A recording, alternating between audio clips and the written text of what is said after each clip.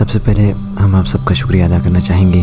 آپ سب توحید سیریز کے اس پورے سفر میں ہمارے ساتھ رہے اور آج اس کا آخری پارٹ ہے. اس پارٹ کو ضرور دیکھیں اور اس کو بھی شیئر کریں. اس کے ساتھ سیریز بھی اپنے دوست احباب کے ساتھ شیئر کریں. آخر میں ہم یہی کہیں گے کہ بدعت فکر جدید کی پیداوار ہے. یہ دین میں اضافہ ہے جسے نہ اللہ تعالیٰ نے مشروع فرمایا ہے اور نہ اس کے رسول صلی اللہ علیہ وسلم ہی نے. بدعت گناہ کبیرہ سے بدتر ہے اور بدعت سے شیطان اتنا خوش ہوتا ہے جتنا وہ گناہ کبیرہ سے بھی خوش نہیں ہوتا. اس لیے کہ گناہ کو کرنے کے بعد تو بندہ توبہ کر لیتا ہے، جبکہ ایک بدعتی بدعت کا مرتکب ہوتے وقت سمجھتا ہے کہ یہ دین میں سے ہے، پھر اس سے اللہ کا تقرب حاصل کرنے کی کوشش کرتا ہے، لہٰذا اسے توبہ کی کوئی ضرورت محسوس نہیں ہوتی. بدعت کے زندہ ہونے سے سنت مٹتی ہے اور بدعتی کے نزدیک سنت ناپسندیدہ چیز بن جاتی ہے. یہیں سے وہ اہل سنت سے نفرت کرنے لگتے ہیں. بدعت بندے کو اللہ تعالیٰ سے دور کر دیتی ہے، اس کے غضب کو دعوت دیتی ہے، دل میں فساد اور ٹیڑھا پن اور ضلال کا باعث بنتی ہے.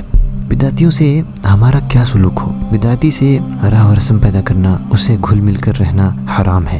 صرف انہیں راہ راست پر لانے، سمجھانے اور بدعت سے انکار پر آمادہ کرنے کے لیے ایسا کیا جا سکتا ہے، اس لیے کہ ان سے گھل مل کر رہنے سے برا اثر پڑتا ہے.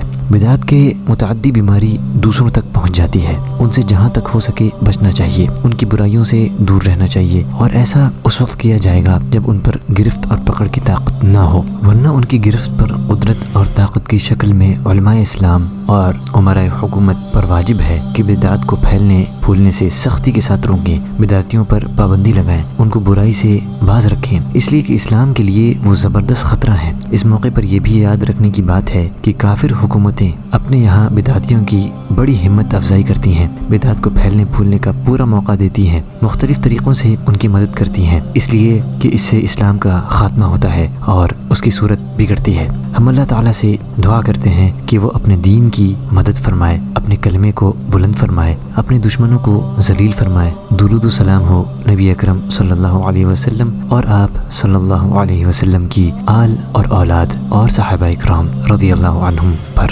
جزاکم اللہ خیرہ. السلام علیکم ورحمۃ اللہ وبرکاتہ.